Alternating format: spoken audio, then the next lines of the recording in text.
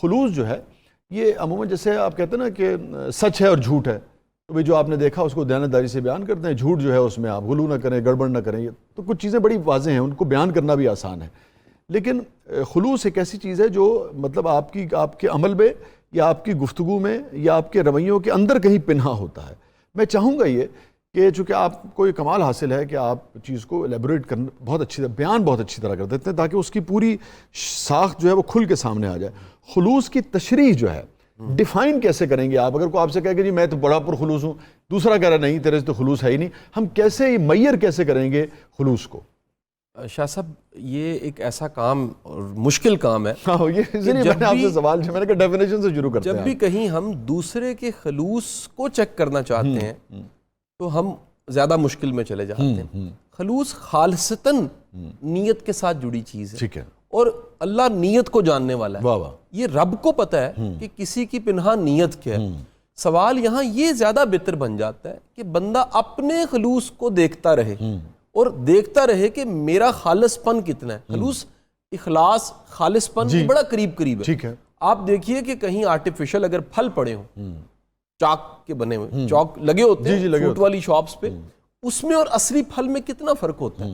شاید دکھنے میں وہ زیادہ خوبصورت ہوتا ہے، کلر بھی زیادہ اٹریکٹیو، لیکن اصلی جو پھل ہے وہ دکھنے میں شاید سائز میں، شکل میں اتنا بہتر نہ ہو، لیکن وہ خالص ہے. جی آپ کی بات بڑی ہوتی ہے. ایون یہ جو آرگینک ہمارے یہاں ہے، بس آپ باہر جائیں امریکہ وغیرہ میں، بہترین سائز کیلے کا، رنگ بہترین، سیب کا رنگ بہترین، سائز بہترین، شکل بہترین، مگر ساڑھے کالے کلو دا اور چتری علیحدہ کو مقابلہ ہی نہیں کر سکتا. اچھا یہ تو ویسے خوراک میں ایک چیز ایڈ کرتا جاؤں، میں کہیں بھول نہ جاؤں، جو میں نے پڑھا کہ جو قرآن پاک میں طیب کا ورڈ ہے، وہ طیب ہے ایز اٹ از، جیسے رب نے دی ہے، پروسیس نہ وہ، یہ جو پروسیس ہونے لگ پڑی یہ چیزیں، یہ کوئی خالص حالت نہیں ہے، وہ دودھ ہو یا کوئی بھی چیز ہو. آپ کا یہ کہنا ہے کہ یہ طیب بھی نہیں ہے؟ یہ طیب میں نہیں آئے گا. اچھا میں چاہوں گا مور لگانے کے لیے باریک بات ہے، اور وہ مور لگا دیں کہ پروسیسڈ طیب نہیں کاؤنٹ ہوتا. اللہ نے جس حالت میں، کیونکہ ہم تو طیب کو پاک ہی سمجھتے رہے ہیں اب تک، وہ پاک کا مطلب جو میں نے تھوڑی سی ڈھونڈا تلاش کیا. اگر آپ کچھ کہنا چاہیں اس پہ تو میں اس سے اختلاف رائے کروں گا احترام کے ساتھ. طیب سے مطلب یہ ہے کہ وہ شے جو ناپاک نہ ہو، چاہے پروسیس سے پہلے یا پروسیس کے بعد اس پہ ناپاکی کا کوئی ایلیمنٹ شامل نہ ہو. اور اس میں آج دیکھیے سر کہ دنیا کا جتنا پروسیسڈ ہے اس سے کینسر کاز ہو رہی ہے. تو وہ کیسا پاک ہے جس سے کینسر ہو رہا ہے سر؟ خالص نہ بڑا خالص. دراصل وہ رب نے جس حالت میں دیا ہے. آپ کسی چیز کو، کسی پھل کو لے لیجئے، آپ اسے کسی کیمیکل کے ذریعے اس کے ذائقے میں تبدیلی کر دیتے ہیں اس اصل حالت سے دور کر کے، تو اس کے کوئی نہ کوئی سائیڈ ایفیکٹ آئیں گے، ضرور آئیں گے. آج دنیا میں سب سے بڑی ڈسکشن یہ ہے کہ وہ دودھ جو گائے دے رہی ہے اور جو ٹیکا لگا ہوا دودھ ہے، دونوں کی کوالٹی میں وہ صرف ایک کیمیکل ایڈ ہونے کی وجہ سے کئی طرح کے مسائل پینے والوں کو فیس کرنے پڑ رہے ہیں. تو اس کو جتنا میں نے جانا، یہ سر دوسری گزارش یہ ہے کہ کیونکہ یہ نیت کا اخلاص ہے، کسی بھی کام کے پیچھے آپ کا اخلاص کتنا ہے، خالص نیت کتنی. اب وہ کام کوئی ہو سکتا ہے، بندے کا بندے کے لیے، بندے کا رب کے لیے. بنیادی طور پہ آپ کی اخلاص کا اجر آپ کو رب نے دینا. بڑی دنیا آ کے سوال یہ کرتی ہے، اور یہ ہر مقرر سے اور ہر کہنے والے، سمجھانے والے گائیڈ سے سوال کیا جاتا ہے کہ جی میں تو بڑا خالص یا مخلص ہو کے اس کے ساتھ چل رہا ہوں، میں نے بہت بری نے ٹھیک نہیں کیتا. جواب یہی بنتا ہے کہ یہ کرے نہ کرے، اس کا اجر آپ کے رب نے آپ کو دینا ہی دینا. یہ نہیں ہو سکتا. ممکن ہے دنیا میں مل جائے، لیکن بندہ دے نہ دے، رب ضرور دے گا اگر اخلاص. اجر، صلہ، قدر دانی رب سے بہتر کوئی کر ہی نہیں سکتا. بے قدری کروانے کا طریقہ یہ ہے کہ آپ بندوں سے امید لگائیں کہ وہ آپ کے اخلاص کو اکنالج کریں. بندہ کر ہی نہیں سکتا. بندے کے پاس وہ شعور ہی نہیں ہے.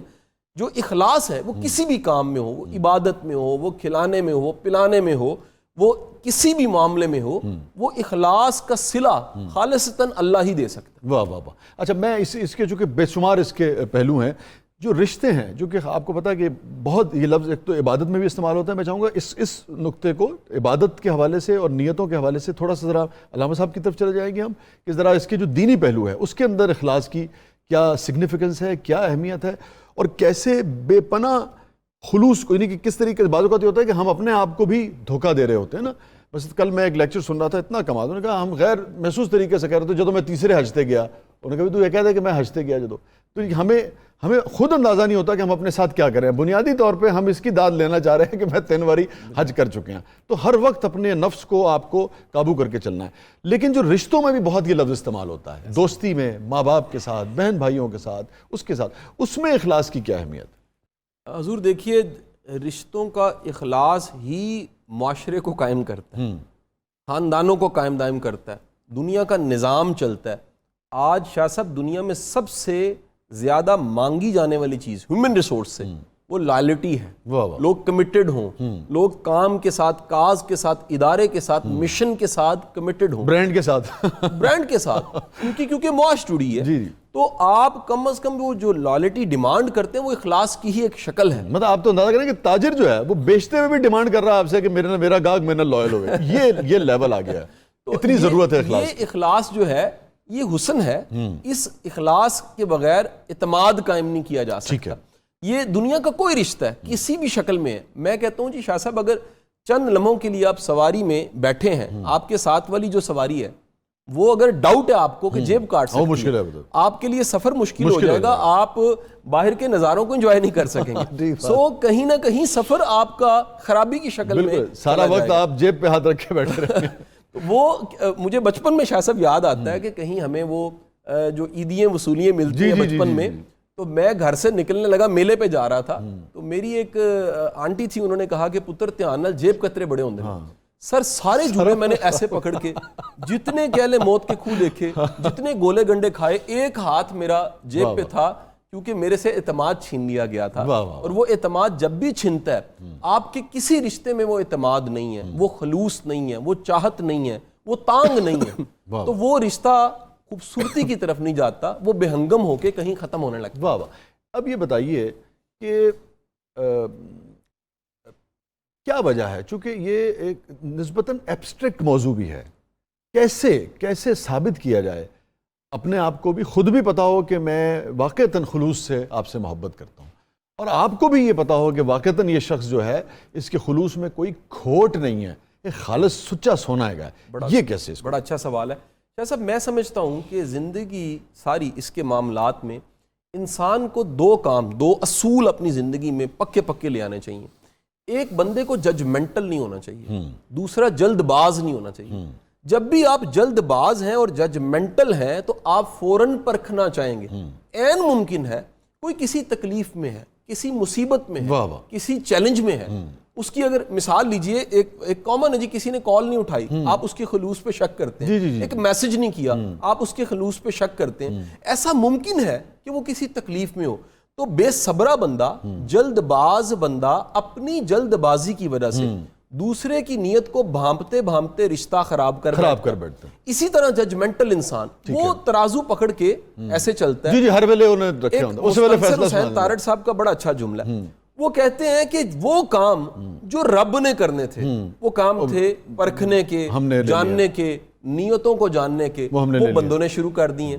ایک کام بندوں کا تھا, وہ پوچھے شاہ صاحب آپ کی طبیعت کیسی ہے, آپ کی طبیعت ناساز لگ رہی ہے, کل شام کو کوئی رابطہ نہیں تھا, خیریت تھی, حال چال پوچھنا, گھر والوں کا حال پوچھنا, شاہ صاحب وہ سارے ہم نے چھوڑ دیا, اللہ پہ چھوڑ دیا, بالکل درست, وہ رب پہ چھوڑے ہوئے. تو بندے کا کام ججمنٹل ہونا نہیں ہے. اس کو دوسرے لفظوں میں ہم یوں بھی کہہ سکتے ہیں کہ کسی بھی معاملے میں دوسرے کے شوز میں بھی جا کر دیکھنا چاہیے, اور مارجن دینا چاہیے کہ ہو سکتا ہے, جیسے آپ نے بڑی عمدہ بات کی, اور یہ دلچسپ بات یہ ہے شاہ صاحب کہ بڑے پڑھے لکھے دوست ہمارے, بڑے پڑھے لکھے احباب, بس اب ہمارا کام یہ ہے کہ آپ نے دیکھا ہوگا, آپ روز ہم سب کا معمول ہے کہ ابھی آپ کو فون آئے گا اس بیچ میں, ایک تو دھڑا آئے گا, وہ گھنٹے جو ہے کو 10 باری فون کر دینا ہے, اور اس کے بعد آپ اسے کہیں گے کہ یار میں لائیو ٹرانسمیشن میں میرے لیے ممکن نہیں ہے اس وقت فون سننا, لیکن وہ ناراض ہو جائے گا 100%. تو بالکل ہم مارجن نہیں دیتے دوسرے. ذمہ دار انسان شاہ صاحب کتنی زندگیاں جی رہا ہوتا ہے. آپ, میں, مفتی صاحب, صبح سے کتنے رول ہم نے نپٹائے ہیں. جی, والد کا رول, جی, بھائی کا رول,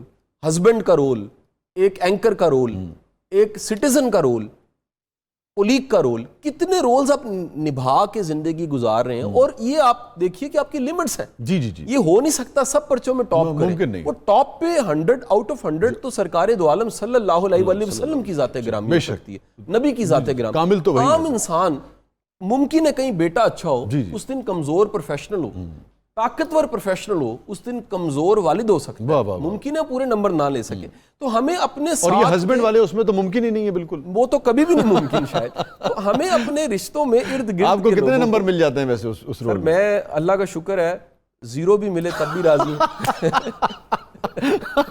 मारूफ मोटिवेशनल स्पीकर कासिम अली शाह साहब इस रोल में 0 0 पे राजी है, 0 पे राशि है, गिला नहीं है। गिला नहीं। 60 मिले 70 मिले, और अपनी तरफ से तो 100% देते होंगे आप। देखिए मैं कहता हूं कि सर ये एक बड़ी लंबी रेस है, जिंदगी जो है सर ये मैराथन है। ठीक है। ये कोई 100 मीटर की रेस नहीं है कि आज या कल में फैसला हो जाना है। ये कहीं बैठ के फिर बिल्कुल ठीक है। परखा जाता है, अंदाजा लगाया जाता है कितना अच्छा था, कितना बुरा था। बिल्कुल ठीक है। फौरी तौर पे, ठीक है। फौरी तौर पे तो सर कोई फैसला नहीं किया लेकिन ये इस रिश्ते में तो रोजाना फैसला हो रहा होता है।